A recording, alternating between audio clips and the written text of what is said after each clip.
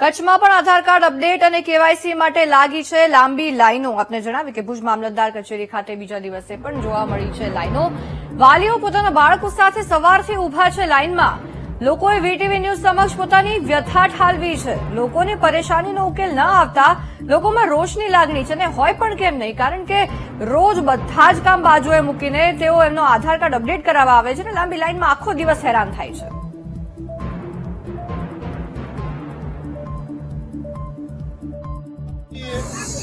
બધા જ વાલીઓ નાના છોકરાને 6 વાગ્યાથી અહીંયા લઈ આવ્યા છે અને હજી સુધી કાંઈ એનો મેટર નથી. હું સરકારને ને આપણે બધાને એમ કહેવા માંગુ છું કે આ કાર્ય છે એ પંચાયતને આપી દે. જે પંચાયતમાં હોય તો વાલીઓને છોકરાનું શિક્ષણ બગડે, એટલા માટે હું એટલી અરદાસ છે મારી સરકાર પાસે. બાકી આ યોગ્ય નથી, કારણ કે બધા કામ ધંધો મૂકી અને છોકરાની સ્કૂલ ભાંગે એ પણ એક ખોટો છે. સ્કૂલમાંથી આવો છે કે તમે એક જ કરાવી આવો આધાર કાર્ડ તો તમને શિષ્યવૃત્તિ મળે. અને અમે સવારના 5 વાગે ઉઠ્યા છીએ, 6 વાગે અહીંયા 6:30 વાગે પહોંચ્યા છીએ. હજી સુધી કઈ એનો કઈ જવાબ નથી કર્યો. શું વાત છે? કોને લઈને આવ્યા છો? આ છોકરાને એક આવે છોકરો, બે ઉભા છે, છોકરા લઈને આવ્યો છું. શું તકલીફ પડી રહી છે? હા તો અહીંયા તો કઈ વ્યવસ્થા કઈ છે જ નહીં. આ વ્યવસ્થા કરતા ગામડિયામાં થાય તો સારી વાત છે. આ તાલુકા વાઇઝ થાય તો કઈ હાથ કરે, બાકી આમાં કોઈ ઘરે એવું કઈ નથી લાગતું અમને. અમે 2 દિવસના ધક્કા ખાઈએ છીએ દરરોજ, પણ સવારના વહેલા આવીને અહીંયા બેસી જાય છે. પણ અમે લાઈનમાં બધા બેઠા હતા, બીજા આગળ પાછળ આવે ને આગળ દોડીને લાઈન કરીને અંદર હાલ્યા ગયા છે, અને જે પાછળ આવ્યા છે એ બધા લાઈનમાં અહીંયા કરીને ઉભા રહ્યા છે.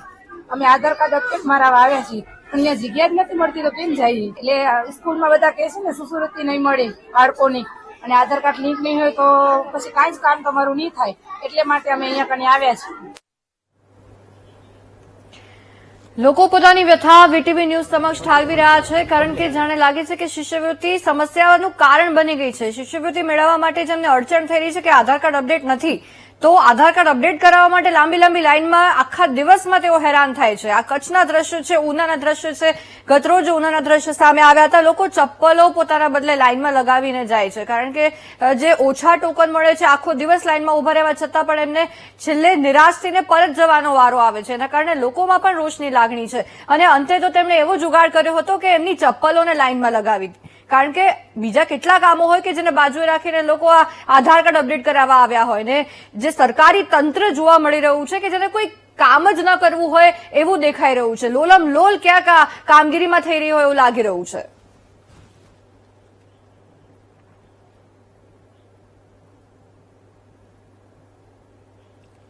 રાજ્યમાં શિષ્યવૃત્તિ જાણે સમસ્યાનું કારણ બની ગઈ છે. અનેક જિલ્લામાં આધાર કાર્ડ લિંક કરાવવા અને કેવાયસી માટે લોકોએ લાઈન લગાવી છે. ત્યારે બનાસકાંઠાના ડીસામાં પણ કંઈક આવી જ સ્થિતિ જોવા મળી છે.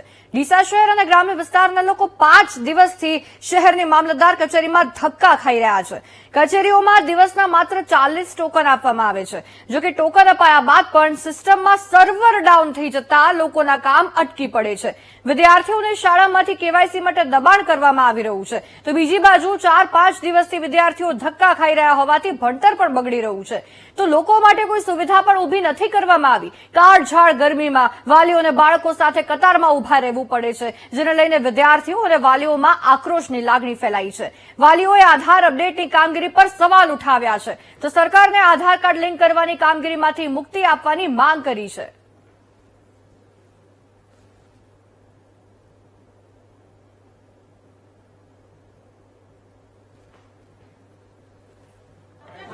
હું કંસારીથી આવું છું. દરરોજ ધક્કા ખાવા પડે છે. કાયમની ગરમી એટલી બધી પડે છે કે વાત ન પૂછો. વચ્ચેથી ફોર્મ લઈ લેવામાં આવે છે, પછી નંબર નથી આવતો, ટોકનનો નંબર આવતો નથી. માલગઢથી આધાર કાર્ડ અપડેટ માટે ડેલી હેરાન થવું પડે છે. આજ 5 દિવસથી આવીએ છીએ. એના કરતાં ભલે બંધ કરી નાખો તો બધા બાળકોને હેરાન ના થવું પડે. 5 દિવસથી બાળકોને રજા પડે છે. આખો દિવસ ઊભું રહેવું પડે. 5 દિવસથી અહીંયા લગભગ 100 થી 150 લોકો આવતા હશે. કોઈને કામ નથી થતું. કોઈ ઓનલાઈન બંધ હોય, થતું હોય, ફિંગર બગડી ગયું હોય, બધું આવી રીતના પ્રોબ્લેમ હોય છે. એના માટે બંધ કરી જવું જોઈએ. અપડેટ બંધ કરી દો, ડાયરેક્ટ ઓનલાઈન કરવા જોઈએ. હું અહીંયા 4 દિવસથી ધક્કા ખાઉં છું. પેલા છોકરાની ભણતર બગડે આધાર કાર્ડ અપડેટ કરાવવા માટે.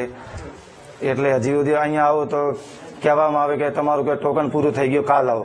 હવે અમે 4-5 દિવસથી ધક્કા ખાઈએ, અમારે પેટ્રોલ નહીં જતું, ખર્ચો નહીં આવતો, છોકરાનું ભણવાનું બગડે, છોકરો ભેગો હાથે હેરાન થાય. એના કરતી સરકારને વિનંતી આ બંધ જ કરી નાખો. એટલે અમારે પરેશાન થાય. હું છેલ્લા 4 દિવસથી અહીંયા ધક્કા ખાઉં છું. અમારા સ્કૂલમાં પણ અમને પ્રેશર કરવામાં આવે છે, કેમ તમારું કેવાયસી નથી થતું, પણ અમે કહીએ જ છું. અહીંયા અમને બાના કાઢીમાં ઘરે કાઢવામાં આવે અને ઘરેથી વાલી કે તમે કેવાયસી કરીને આવ્યા, તો અમે અમારો જવાબ જ શું આલવું કે અહીંયા નથી થતું. કેટલા દિવસથી આવો છો? 4 દિવસથી ધક્કા ખાઓ છો. કેટલા લોકો અહીંયા રોજના આવતા? રોજના અમે તો 40 થી 50 લોકોને જ જોઈએ જ છીએ, અને બીજા આગળ પાછળ આવતા હશે એમની અમને કઈ ખબર નહીં. અમારો સ્કૂલ બગડે છે ઓર કેટલા દાડાથી આવીએ છીએ અને લાઈનમાં ઊભું રહેવું પડે છે. આજે નીકળ્યું આધાર કાર્ડ તમારે? આજ નહીં નીકળ્યું હજુ તો લાઈનમાં ઊભા છીએ. 5 દિવસથી શું કહે છે આધાર કાર્ડ? ટોકન પટી જાય છે આવતે આવતે. અહીંયા આધાર કાર્ડ અપડેટ માટે આવું છું તો દરરોજના ટોકન આપે છે અને કામ નથી કરતા. દરરોજ કે એરર આવે છે કે પછી ફિંગરપ્રિન્ટનું બંધ છે, આવતીકાલે આવજો એમ કરીને દરરોજ સમય બગાડે છે અમારો અને ધક્કા ખવડાવે છે. તમે કેટલા દિવસથી ધક્કા ખાઓ? હું 6 દિવસથી અહીંયા આવું છું પણ હજુ મારું કામ નથી થયું. અહીંયા રોજના કેટલા લોકો આવી રહ્યા? રોજના 70 થી 80 લોકોને અહીંના રોજના ધક્કા ખવડાવે છે. અમે અહીંયા સ્કૂલનો સમય નીકાળીને અહીંયા આવીએ તો કે હવે કાલે આવજો. કામ હજી થયું નથી? ના, આજે તમારા આધાર કાર્ડ નીકળ્યું હજી નથી? ના નથી નીકળ્યું હજુ. હું અહીંયા 5 દિવસથી આવું છું.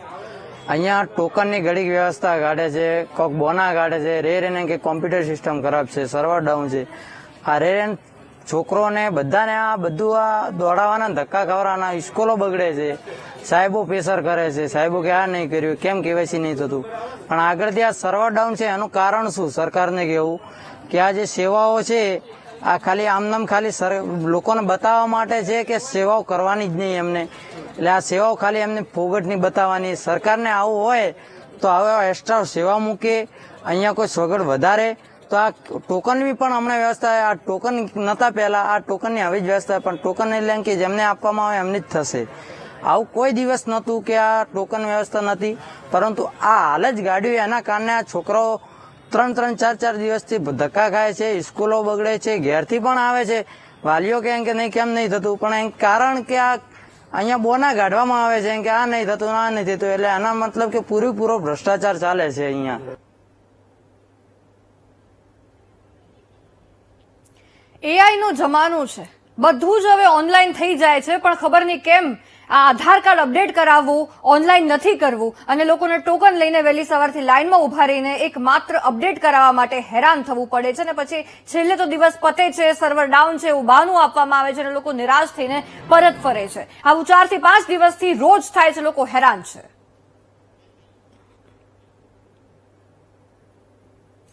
રાજકોટમાં આધાર કાર્ડ કેન્દ્ર બહાર અરજદારોની લાંબી લાઈન જોવા મળી છે. આપને જણાવી કે સવારે 9 વાગ્યાથી લાઈનમાં અરજદારો ઉભા રહે છે. કલાકો વીતી જાય છે છતાં પણ એમનો વારો નથી આવી રહ્યો. કેટલાક અરજદારો બાળકો સાથે લાઈનમાં ઉભા રહ્યા છે. બધું કામ એમનું બાજુએ રાખીને, બાળકોનું ભણતર બાજુએ રાખીને માત્ર એક આધાર કાર્ડ અપડેટ કરાવવા માટે વહેલી સવારથી તેઓ લાઈનમાં ઉભે છે અને અંતે તેમનો વારો તો આવતો જ નથી. સર્વર ડાઉનનું બહાનું આપી દેવામાં આવે છે.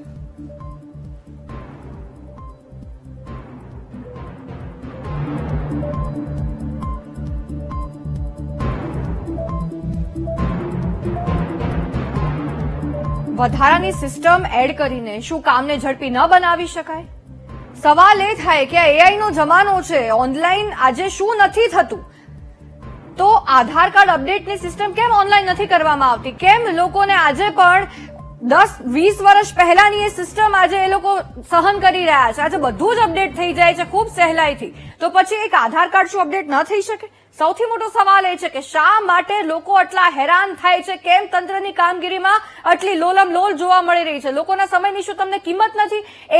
એ જ લોકો છે જે પોતાનો સમય ફાળવીને તમને મત આપવા આવે છે. કદાચ મારું ઘરના દાખલ કરેલા છે, સરકારી મારે બીકે સર્વનાશ દાખલ કરેલા છે.